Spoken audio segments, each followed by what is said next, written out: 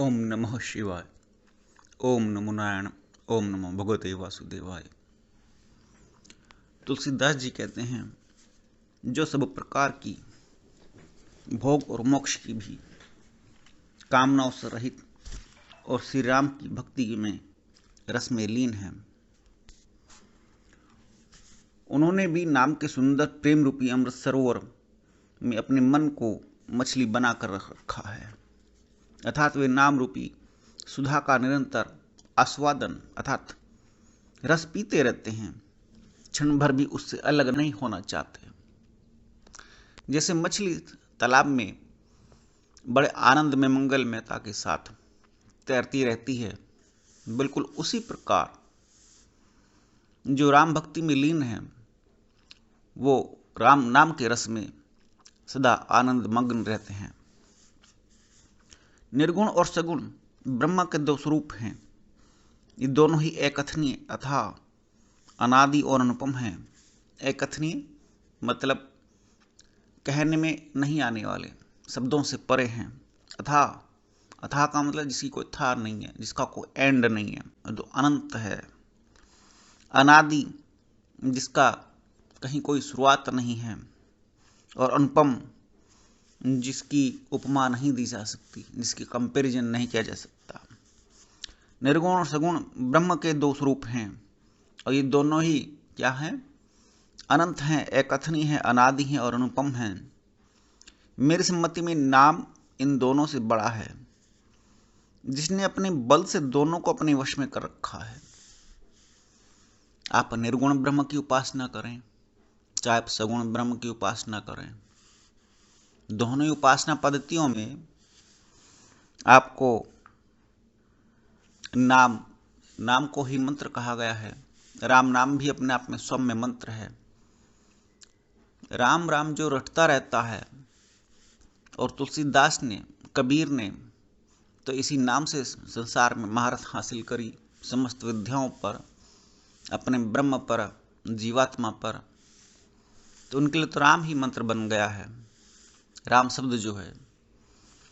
और निर्गुण सगुण ब्रह्म की उपासना में सगुण तो स्वरूप राम जी हैं ही, सगुण स्वरूप की आराधना में तो राम नाम बड़ा आसान है।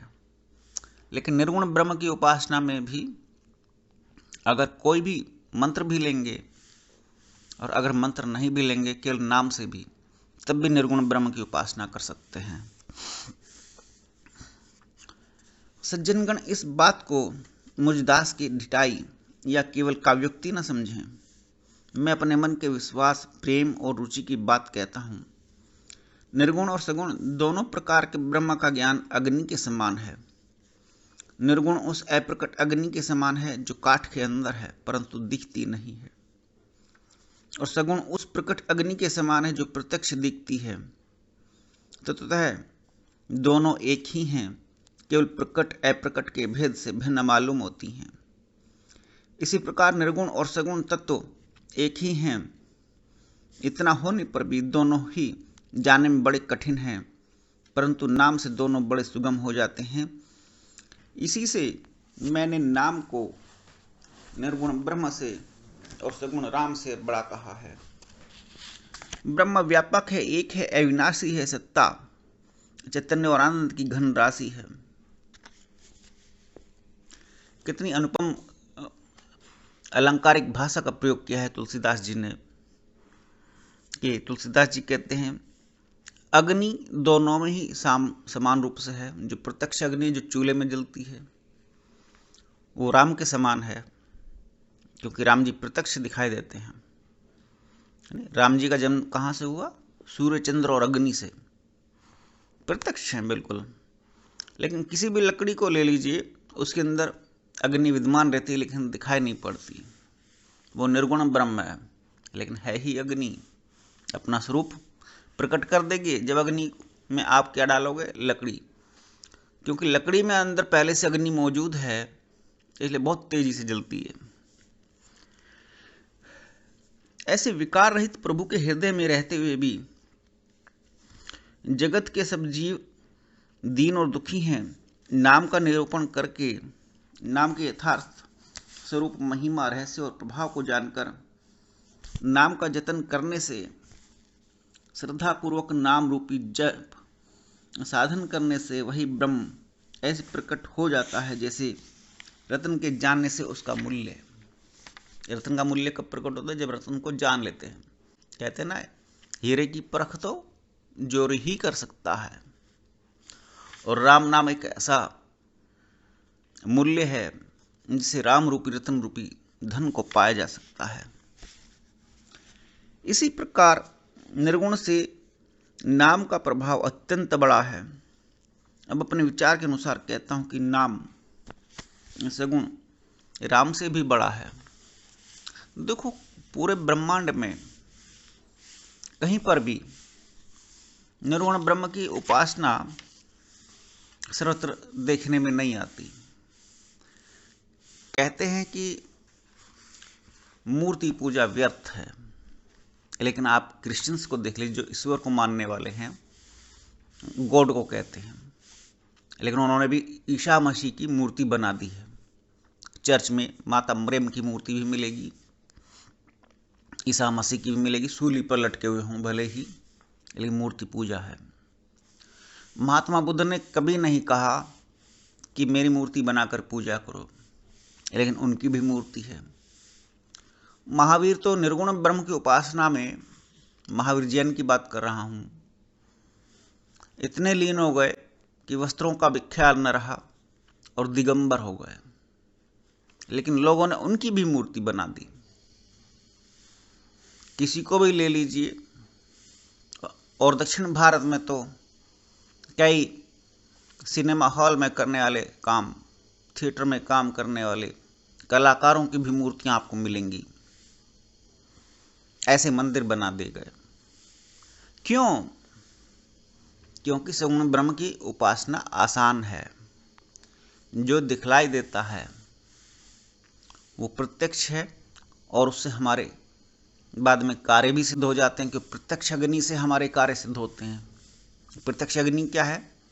जैसे चूल्हे में जलती हुई, हीटर में जलती हुई आयरन रोड जिससे पानी गर्म करते हैं, प्रत्यक्ष हैं ये चीज़ें। अग्नि प्रत्यक्ष है, विद्युत प्रत्यक्ष है।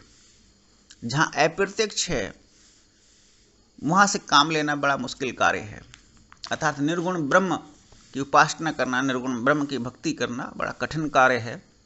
और इसीलिए इस्लाम पूरे जगत में, संसार में नहीं फैल पा रहा है। अगर वे मूर्ति पूजा को स्वीकार कर लें तो बहुत तेज गति से फैलेगा।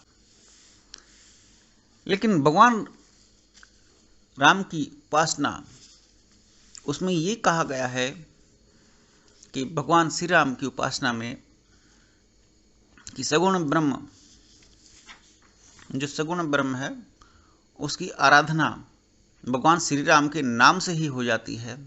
और राम नाम में इतनी बड़ी शक्ति कि राम से बड़ा राम का नाम, वही निर्गुण और सगुण दोनों ब्रह्म स्वरूपों का भेद खत्म करते हुए आपको आनंद और मंगलमयता प्रदान करता है। तुलसीदास जी कहते हैं, श्री रामचंद्र जी ने भक्तों के हित के लिए मनुष्य शरीर धारण करके स्वयं कष्ट सहन कर साधुओं को सुखी किया, परंतु भक्तगण प्रेम के साथ नाम का जप करते हुए सहज ही में आनंद और कल्याण के घर हो जाते हैं। श्री राम जी ने एक तपस्वी की पत्नी अहल्या को ही तारा मान लेना तो उद्धार किया, उसको मुक्त किया, मोक्ष प्रदान किया। परंतु नाम ने करोड़ों दुष्टों की बिगड़ी बुद्धि को सुधार दिया। जो नाम जप करता है उसको क्या मिलता है? सुमति, बढ़िया बुद्धि मिल जाती है। श्री राम जी ने ऋषि विश्वामित्र के हित के लिए एक सुकेतु यक्ष की कन्या, ताड़का की सेना और पुत्र सुबाहु सहित समाप्ति की, परंतु नाम अपने भक्तों के दोष, दुख और दुराशाओं का इस तरह से नाश कर देता है जैसे सूर्य रात्रि का। श्री राम जी ने तो स्वयं शिव जी के धनुष को तोड़ा, परंतु नाम का प्रताप ही संसार के सब भयों का नाश करने वाला है। प्रभु श्री राम जी ने भयानक दंडक वन को सुहावना बनाया, परंतु नाम ने असंख्य मनुष्यों के मन को पवित्र कर दिया। श्री रघुनाथ जी ने राक्षसों के समूह को मारा, परंतु नाम तो कलयुग के सारे पापों की जड़ को उखाड़ फेंकने वाला है। राम से बड़ा राम का नाम। रामचरितमानस में बालकांड के अंदर राम नाम की महिमा का वर्णन चल रहा है। ओम नमो नारायण, ओम नमो भगवते वासुदेवाय, ओम नमः शिवाय।